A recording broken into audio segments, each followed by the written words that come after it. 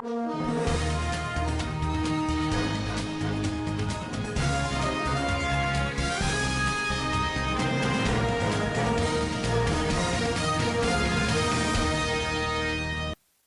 and thanks for joining us. Welcome to Standard Voice Television Global News. Today, 10th July 2026, equivalent to Islamic calendar 24th Muharram 1448 after Hijrah. I am Rahama Ibrahim Dusara. The headlines. President Tinubu assures of greater prosperity, national development through reforms. Federal government to roll out Nigeria's single emergency telephone number nationwide. Defense Minister raises alarm, terrorists threaten to kill Oyo pupils if troops came closer. And an international scene, Andalusia's regional leader says Spain's wildfire kills 11, heat wave hits Europe. And on sports updates, Flamingos in Togo for under-17 Women's World Qualifiers against Benin Republic. This and more will be coming to you in the bulletin. Stand by. President Bola Ahmed Tinubu has assured that the impact of his administration reform will be felt by citizens across Nigeria, saying the policies are aimed at laying the foundation for greater prosperity and national development. Tinubu, who was represented by the President of the Senate, Godswill Akpabio, at the inauguration of the PBAT door-to-door movement in Abuja, said he chose the paths of courage and conviction in implementing reforms aimed at rescuing Nigeria and building a better future for the country. The president emphasized that all arms of government remain committed to supporting his administration's reform while prioritizing Nigeria's national interest and citizens' welfare. Since taking office on May 29, 2023, Tinubu's administration has implemented a series of reforms, including the removal of petrol subsidy and the unification of the foreign exchange markets, among others, as part of efforts to reposition the economy and improve the welfare of Nigerians. President Bola Ahmed Tinubu met the entire military command, intelligence leadership and top security advisors, including his special advisor on Homeland Security, Adeyinka Famadewa, to review the security situation as well as across several theaters of operations. The meeting is coming just days after troops of Operation Fansenyama, supported by the air component of the Joint Task Force Northwest, disrupted a major planned terrorist offensive in Zamfara State and Katsina State. It would be recalled that 3 Nigerian Air Force aircraft had tracked a convoy of approximately 300 heavily armed terrorists on motorcycles, moving from the Sunki-Kombo axis toward Gumi, and conducted precision airstrikes on the formation. Also, in a separate engagement, troops killed Alhaji Tukur, identified by the military as a notorious bandit commander and the younger brother of wanted kingpin Alhaji Shehu Bagiwaye in Dogon Kadi. In same vein, in the northeast, troops of Operation Hatlin Kai repelled a fresh assault on the Mairari military base following coordinated attacks on military formations. The Kaduna State government has reaffirmed its commitment to deepening reforms that strengthen fiscal resilience and improve service delivery. Governor Ubasani made this commitment when members of the Revenue Mobilization Allocation and Fiscal Commission came paid in a courtesy visit in Sir Kashim Ibrahim House, Kaduna. He also pledged that every financial resource that is entrusted to the government will deliver measurable value for the people of Kaduna State. Other than that, Kaduna State has made significant progress in fiscal sustainability, healthcare delivery, and education in the last 3 years. The governor disclosed that his administration has demonstrated that prudent resource management, institutional reforms, and strategic investments can produce transformative outcomes. Members of the commission, led by their chairman, Muhammad Bello Shehu, have been touring states in their efforts to review Nigeria's horizontal revenue allocation formula. The federal government to engage state governments and emergency response agencies to finalize plans for the nationwide adoption of 112 as Nigeria's single emergency telephone number. The Senior Special Assistant to the President in Media and Communications, Office of the Vice President, Stanley Ngocha, disclosed this in a statement in Abuja. The statement followed a meeting between a delegation from the Nigerian Communications Commission (NCC), led by the chairman of its governing board, Idris Ibikunle Olorinimbe, and the vice president, Kashim Shettima, at the presidential villa. Stanley explained that the engagement came days after the National Economic Council (NEC) approved the adoption of 112 as the national emergency number across all levels of government and relevant agencies, as part of measures to build a unified national emergency response system. Earlier, Olorinimbe said the NCC had established about 35 emergency communication centers nationwide and called for greater support from state governments and emergency agencies to keep the facilities operational. Former Vice President Atiku Abubakar has cautioned the federal government that nothing must happen to presidential candidate of the Nigeria Democratic Congress (NDC) Peter Obi. The presidential candidate of the African Democratic Congress (ADC) gave the warning in a statement by his spokesperson Frank Shuaibu. Atiku stressed that the safety of every opposition leader is a constitutional obligation of the Nigerian state and a test of its democratic credentials. The warning may not be unconnected to Peter Obi's recent alarm over threats to his life in an interview ahead of the 2027 presidential election. A faction of the Arewa Consultative Forum (ACF) has cautioned banks and other financial institutions against any unauthorized dealings with the group's estimated 3.88 billion naira funds. The faction's National Publicity Secretary Tukur Muhammad Baba, in a statement, alleged that the funds are currently held at an interest rate of 8% despite offers from other financial institutions of up to 20%.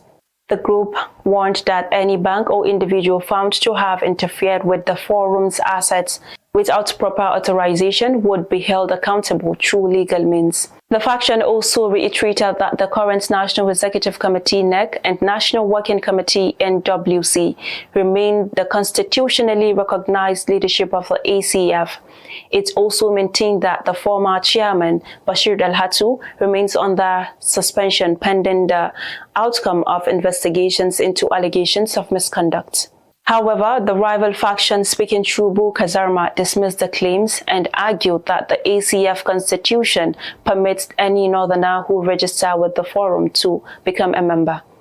This news is coming to you on Standard Voice Television, and still to come in the news. Defense Minister raises alarm terrorists threaten to kill Oyo pupils if troops came closer. And on international scene, Andalusia's regional leader says Spain's wildfire kills 11 as heat wave hits Europe. And on sports updates, Flamingos in Togo for under-17 Women's World Qualifiers against Benin Republic. This and more will come to you after this break. Good day, distinguished ladies and gentlemen. My name is Ezekiel Damfulani. I'm the Managing Director of the Nigerian Agricultural Insurance Corporation, NAIC. It is my pleasure to introduce NAIC, Nigeria's foremost agricultural insurance institution, established to provide insurance protection and risk management solutions for farmers, agribusinesses, and agricultural investments across the country. At NAIC, our mission is to safeguard farmers against losses arising from natural disasters, adverse weather conditions, pests, diseases, and other unforeseen risks that threaten agricultural productivity.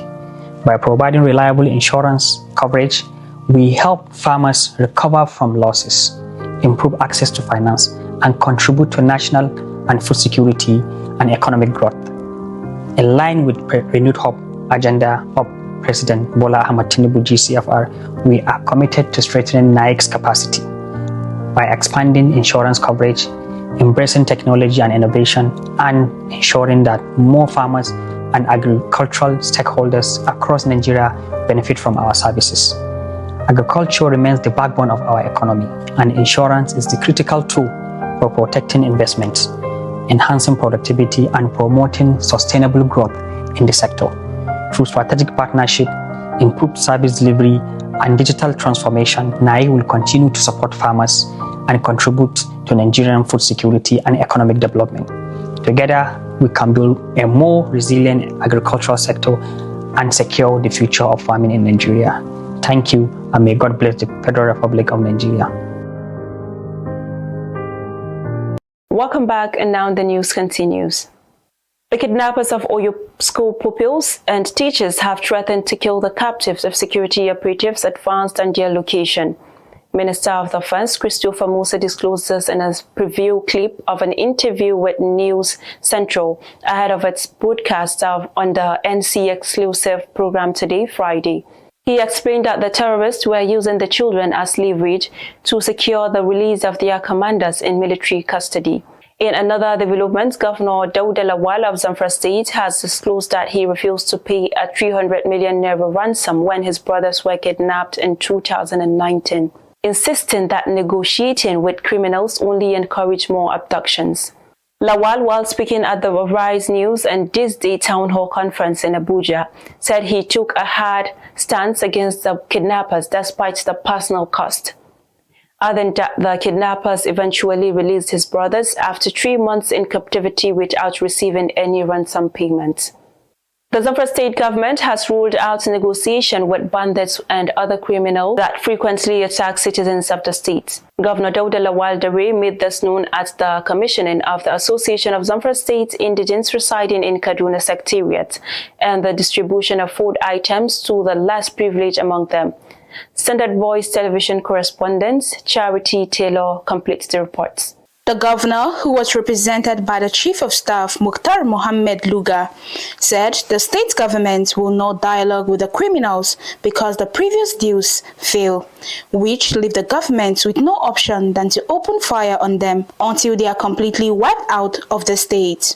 Governor Dauda Lawal, who donated 5 million naira to the association, said his administration has constructed an international airport in the state in order to pave way for investors to come and invest in the state, as it was blessed with untapped abundant mineral resources and fertile land. On his part, the State Commissioner of Environment and National Resources, Abdurrahman Tumbido, commended the association for establishing the state secretariat, saying the state government under Governor Dauda Dare will fully involve the indigents in all its development programs to enhance their living conditions. Also, the association chairman Alhaji Balarabe Garba Safi appreciated that Governor Dauda Lawal Dare and other stakeholders for their support to the association, hoping that he will assist in securing a permanent office for them. He hinted that over 6,000 people from Safi local government area have relocated to Kaduna due to insecurity, hoping that the state government would double effort towards ending the menace of banditry. Charity Taylor reporting for Standard Voice Television. A stalwart of the Nigerian Democratic Congress (NDC), Rabiu Musa Kwankwaso, has knocked the federal government's handling of concerns raised by Peter Obi and the detention of former Kaduna State Governor Nasir El-Rufai, urging authorities to uphold justice, fairness, and the rule of law. The NDC's vice presidential candidate in a statement said Obi deserved state protection after expressing fears about his safety, while El-Rufai should be granted due process and a fair trial in line with constitutional provisions. Reacting to NDC presidential candidate's recent interview with Chuji Dungo, where the former Anambra State governor expressed worries about his safety and alleged that his roles as an opposition leader had negatively affected his businesses. Kwankwaso faulted the federal government's response. Kwankwaso also argued that the delay in granting El-Rufai bail under stringent and unreasonable conditions was troubling, insisting that as an unconvicted citizen, the former governor deserved a fair and expeditious trial. A convener of the Liberty Symposium, Ahmed Tijani Ramalan, has supported the investigation of the Federal Competition and Consumer Protection Commission, FCCPC. Ramalan, in a statement in Abuja, said President Bola Ahmed Tinubu's directive validates key resolutions adopted at the Second Liberty Symposium, where stakeholders from across the media industry warned of the growing threats posed by dominant foreign digital platforms to Nigeria's broadcasting and journalism sectors. He also welcomed the probe of major foreign technology companies, global media platforms, digital content aggregators, and generative artificial intelligence providers over allegations of anti-competitive practices and the unregulated exploitation of Nigerian media content. Ramalan described the order as a landmark intervention that demonstrates the federal government's commitment to protecting Nigeria's media ecosystem, promoting fair competition, safeguarding national digital sovereignty, and ensuring the long-term sustainability of indigenous media organizations. And an international scene, Andalusia's regional leader, Juanma Moreno, says about 11 people have died and 19 others are missing in a wildfire in southern Spain. Another local official also stated that early indications suggest 4 of the victims are British. Hundreds of people were trying to contain the fire, which Moreno says appears to have been caused by a downed power line, and that the flames then spread in a wooded area around Los Galados, Almeria. Firefighters have been battling major incidents in France, Portugal, and Spain, with thousands forced to leave their homes, while the bodies of the 11 victims were found in and around the small village of Bedar, just outside Los Galados. And on sports updates, Nigeria's Flamingos has arrived in Lomé, Togo for the second leg of their 2026 FIFA Under-17 Women's World Cup final round qualifying fixture against the Young Amazons of Benin Republic. Coach Akim Busari's side will hold their first training session in Lomé later today, Friday, ahead of Saturday's encounter. The Flamingos will be aiming to protect their 3-2 lead from the first leg. The winner of aggregates will qualify for the 2026 FIFA Under-17 Women's World Cup, slated for Morocco in October. And that's all we have for today's package, but before we go, let's take a recap at the major headlines. President Tinubu assures of greater prosperity, national development through reforms. Federal government to roll out Nigeria's single emergency telephone number nationwide. Defense Minister raises alarm, terrorists threaten to kill Oyo pupils if troops came closer.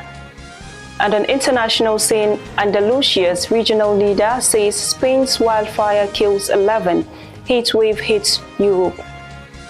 And on sports updates, Flamingos in Togo for Under-17 Women's World Qualifiers against Benin Republic. On behalf of the news editor, Ilya Adamu Auta, and the production crew, I still remain Rahama Ibrahim Dosara. Do have a nice day and keep watching Standard Voice Television.